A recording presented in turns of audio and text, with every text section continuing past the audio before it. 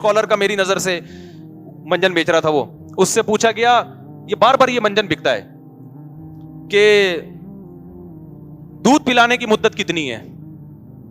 فوراً نا آج کل کے اسکالرس کو نا کیڑے نکالنے کا موقع ملتا ہے. دودھ پلانے کی مدت کتنی ہے؟ اس نے فوراً قرآن کی آیت کوٹ کی، والوالدات یرضعن اولادہن حولین کاملین لمن اراد ان یتم الرضاعہ.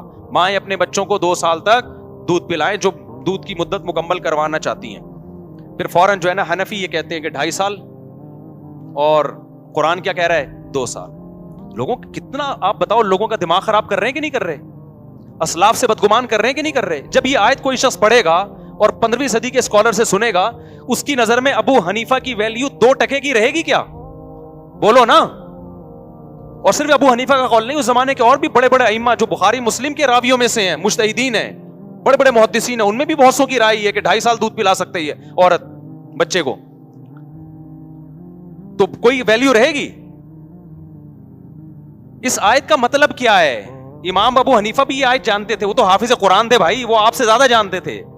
آگے آیت کے الفاظ کیا ہیں؟ فَإِنْ أَرَادَا فِصَالًا، مائیں اپنے بچوں کو 2 سال دودھ پلائیں. فا تعقیب مال وصل کے لیے آتا ہے. ان کمبختوں کو تعقیب مال وصل کا معنی بھی نہیں پتا ہے، گرامر تو دھیلے کی نہیں آتی ان کو، اور عربی کے ترجمے ادھر ادھر سے دیکھ کے لوگوں کو بتا رہے ہوتے ہیں. تعقیب مال وصل کہتے ہیں کہ فوراً اس کے بعد جب کوئی کام ہوتا ہے اس کے لیے فا آتی ہے. جیسے ایک شخص آتا ہے جاءنی زید و عمر، زید آیا اور عمر آیا، اس کا مطلب دونوں آئے، کون پہلے آیا کون بعد میں آیا اس کا تذکرہ نہیں ہوتا. دوسرا ہے جاءنی زید فا عمر، زید آیا، اس کے بعد کون آیا؟ فوراً آیا مگر بعد میں آیا. فا کا مطلب وصل، فوراً، تعقیب کا معنی اس کے بعد. تو قرآن کی یہاں فا ہے، فا. قرآن کہتا ہے فَإِنْ أَرَادَا فِصَالًا عَنْ تَرَاضٍ، مائیں اپنے بچوں کو 2 سال مکمل دودھ پلائیں، جو اپنی دودھ کی مدت مکمل کروانا چاہتے ہیں تو وہ 2 سال تک پلائیں. آگے قرآن کہہ رہا ہے فَإِنْ أَرَادَا فِصَالًا، فا ہے نا، فا جو بات کے لیے آتی ہے. پھر اگر یہ دونوں آپس کی رضامندی سے چھڑوانا چاہیں فَلَا جُنَاحَ عَلَيْهِمَا، اس کے مطلب قرآن 2 سال کے بعد چھڑوانے کا موقع فراہم کر رہا ہے. قرآن کہہ رہے ہیں 2 سال تک تم جو مکمل دودھ پلانا چاہے، جو نہیں پلانا چاہیں 1 سال تک پلا سکتے ہیں، 6 مہینے تک پلا سکتے ہیں، 1.5 سال تک پلا سکتے ہیں. مدت مکمل کروانا چاہیں 2 سال تک پلا سکتے ہیں. اس کے بعد آپس کی رضامندی سے چھڑوانا چاہیں تو بھی کوئی حرج نہیں ہے. اس کا مطلب اس کے بعد بھی کچھ ٹائم ان کو دیا جائے گا، اور یہ چھڑوائی کی مدت ہوگی، چھڑوائی کی، ایک دم سے چھوٹا نہیں جا سکتا.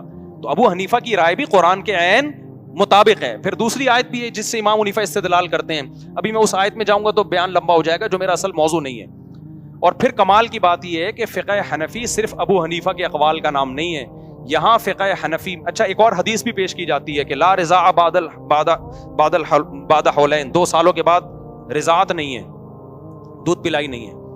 تو امام حنیفہ کے نزدیک اس کا مطلب یہ ہے کہ وہ دودھ پلائی جس کی وجہ سے عورت اجرت کی مستحق ہوتی ہے.